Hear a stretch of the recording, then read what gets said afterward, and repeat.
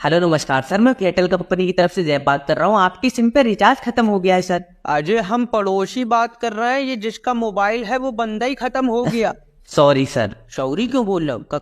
का तुमने मारा? रमेशा कातिल मिल अच्छा, गया। हमको दुख हुआ, हमने इसलिए बोल दिया सॉरी। फिर तुमको कैसे पता चला इसका रिचार्ज खत्म हो गया? नंबर कहाँ से आया तुम्हारे पास? अरे क्योंकि हम कंपनी की तरफ से बात कर रहे हैं सर। अजय, रमेशा कातिल की कंपनी भी है, जल्दी आओ। अरे मेरा भाई, ये जो सिम यूज करता है बंदा, इस सिम की कंपनी की तरफ से बात कर रहा है, हम ना के कातिल हैं। फिर तुम्हारी सिम इसके पास कैसे आई?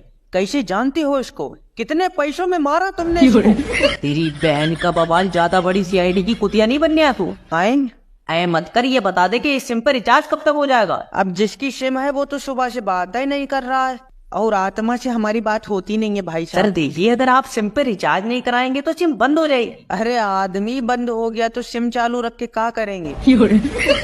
वैसे एक बात बताओ, क्या? कितने में मारा तुमने?